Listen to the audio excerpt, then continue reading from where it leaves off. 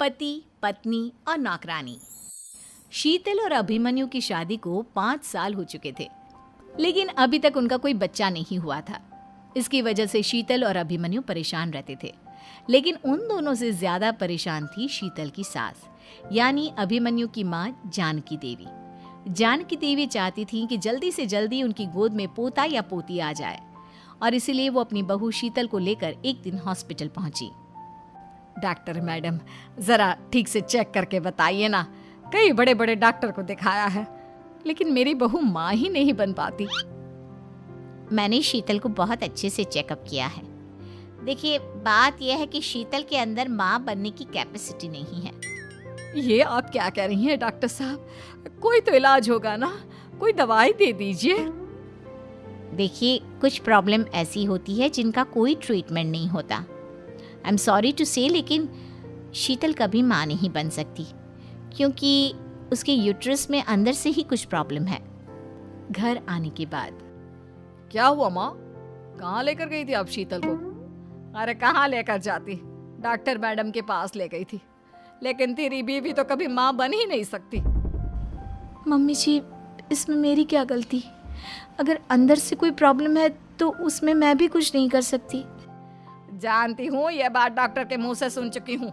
अब दोबारा मेरे सामने इस बात का गाना मत गा। अरे माँ, परेशान होने की जरूरत नहीं है, हम सोचते हैं ना कुछ।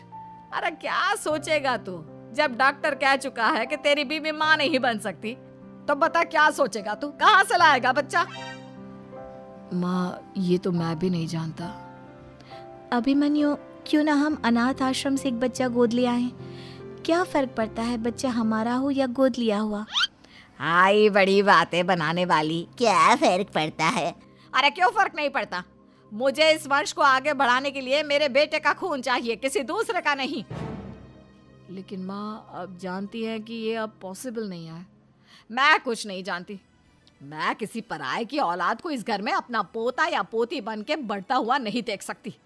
मेरा वंश मेरे बेटे के खून से ही आगे बढ़ेगा। लेकिन मम्मी जी, ऐसा कैसे हो पाएगा? आप अच्छी तरह जानती है ना, मेरा और अभिमन्यु का बच्चा नहीं हो सकता।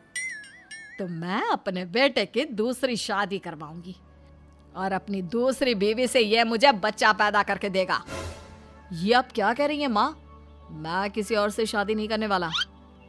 मेरे रहते हुए आप अभिमन्यु की शादी किसी और से करवाएंगी? मम्मी जी, आप ऐसा कैसे कर सकती हैं? तू बस देखती जा बहू, मैं ऐसा कैसे कर सकती हूँ। कुछ दिनों के बाद, अभिमन्यु, मैंने तेरे लिए लड़की ढूंढ ली है। माँ, मैं आपको कितनी बार समझाऊं, मुझे किसी से शादी नहीं करनी है। पहले मेरी बात सुन। ये जो चमेली है ना, हमारे घर में काम करने आती है, वो तुझसे शादी करने के लिए तैयार है। मम्मी जी, आप अभिमन्यु की शादी एक नौकरानी के साथ करवाएंगी? वो इसलिए क्योंकि चमेली दिखने में बहुत खूबसूरत है, बच्चा भी सुंदर ही होगा। मम्मी जी, लेकिन एक बच्चे के लिए अपने बेटे की शादी नौकरानी के साथ करवाना, क्या ये सही है?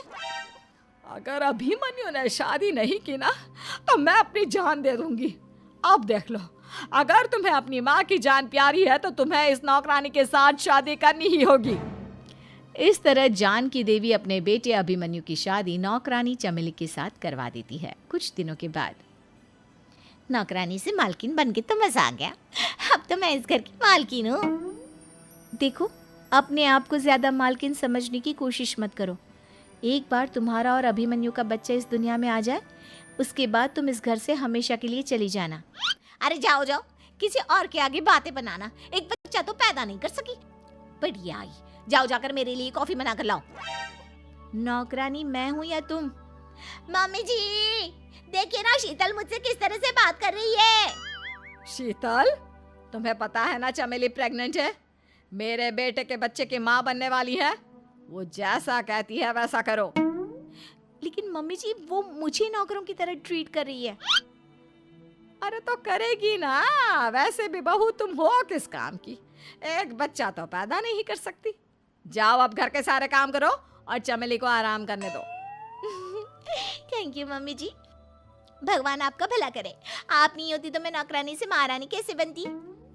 देखो, तुम्हें जो चाहिए सब मिलेगा। खूब खाओ पियो, मजे की जिंदगी जियो, लेकिन बस मुझे एक बच्चा पैदा करके दे दो। कुछ दिनों के बाद, मम्मी, बच्चे के लिए आपने मेरी शादी चमेली के साथ करवा तो दी, लेकिन दिन और रात का चैन मिट गया है। सारा दिन शीतल और चमेली की बहस चलती रहती है। अब शीतल को इस घर में रखने से क्या होगा? मैं तो कहती हूँ उसे घर से निकाल दो, है भी किस काम की। मैं ऐसा नहीं कर सकता माँ, वो मेरी पत्नी है, उससे बहुत प्यार करता हूँ मैं। तुम्हारी पत्नी चमेली है, चमेली, उससे प्यार करो। अरे तुम्हारे बच्चे को जन्म देने वाली है वो। अभिमन्यु, मैं खुद ही इस घर से चली जाती हूँ। वैसे भी अपने ही घर में नौकरों की तरह रहकर परेशान हो चुकी हूँ। घर की नौकरानी मेरे ऊपर हुक्म चलाती है, वो तुम्हारी पत्नी बन चुकी है। अब मेरा इस घर में क्या काम? अभिमन्यु के बार बार रोकने पर भी शीतल उस घर से चली जाती है। कुछ दिनों के बाद चमेली एक बच्चे को जन्म देती है। भगवान ने मेरी सुन ली, मेरे बेटे का घर भर गया, उसका अपना बच्चा इस दुनिया में आ गया। मम्मी जी, बच्चे को हाथ लगाने से पहले मेरी एक शर्त तो सुन लो। तुम कहना क्या चाहती हो चमेली? आपकी मम्मी को बहुत शौक था ना अपने पोते को खिलाने का। अब देखो, इस दुनिया में हर चीज की कोई ना कोई कीमत तो होती है। तुम अपनी आधी प्रॉपर्टी मेरे नाम कर दो, बच्चा तुम्हारे नाम। अरे लेकिन मैंने अपने बेटे से तुम्हारी शादी करवाई है, अब ये सौदेबाजी कहाँ से आ गई? जो औरत अपनी बहू को घर से निकाल कर एक नौकरानी के साथ अपने बेटे की शादी करवा दे, वो तो सौदेबाजी कर ही सकती है ना। उसका कैसे भरोसा कर सकते हैं? मुझे बस आप लोगों की प्रॉपर्टी चाहिए, उसके बाद ही बच्चे को आप हाथ लगा सकते हैं। मैंने कहा था ना मम्मी, आप गलत कर रही हैं। देखिए, उसका नतीजा आपके सामने है। जब शीतल को पता चलता है कि अभिमन्यु और चमेली का बच्चा दुनिया में आ गया है, तो वो अपने घर पहुंचती है। अभिमन्यु, कहाँ है आपका बच्चा? क्या मैं उसे देख सकती हूँ? कुछ भी मत पूछो शीतल, माँ की हुई एक गलती हम लोगों पर भारी पड़ रही है। वो नौकरानी अपनी औकात पर आ गई है और अब हमसे अपनी आधी प्रॉपर्टी मांग रही है, वो भी बच्चे के बदले में। एक बात कहूँ अभिमन्यु, आप उसे कुछ भी देने से मना कर दो। अरे कैसी बात कर रही हो? मेरे बेटे की औलाद है उसके पास, ऐसे कैसे मना कर दे? मम्मी जी, वो अभिमन्यु का बच्चा नहीं है, वो चमेली और उसके बॉयफ्रेंड का बच्चा है। ये तुम क्या कह रही हो शीतल? ये देखिए वीडियो, चमेली और उसका बॉयफ्रेंड आपस में बातें कर रहे हैं कि उन दोनों ने मिलकर आपको बेवकूफ़ बनाया है और अब इस बच्चे के बदले आपसे प्रॉपर्टी भी हड़प लेंगे। हे भगवान, ये मुझसे क्या हो गया? ना तो बच्चा मिला और अपने बेटे की नौकरानी के साथ शादी करवा दी सो अलग। अब क्या होगा? मुझे माफ़ कर दो शीतल, मेरी वजह से तुम्हें बहुत तकलीफ हुई है। अभिमन्यु, मैंने कहा ना, उस नौकरानी को उसके बच्चे सहित इस घर से बाहर निकाल दो। लगता है मेरे अभिमन्यु का बाप बनने का सपना अधूरा ही रह जाएगा। अभिमन्यु, अपनी मम्मी से कहो कि परेशान ना हो। आपको याद है एक बार हम एक IVF सेंटर गए थे, मैंने फिर से वहाँ जाकर बात की थी और आपको पता है इस बार मैं प्रेग्नेंट हूँ, क्योंकि हमने वहाँ पर प्रोसीजर करवाया था जिसकी वजह से मैं प्रेग्नेंट हो गई थी और इस बात का पता मुझे बस कुछ महीने पहले ही लगा है। हमारा बच्चा इस दुनिया में आने वाला है अभिमन्यु।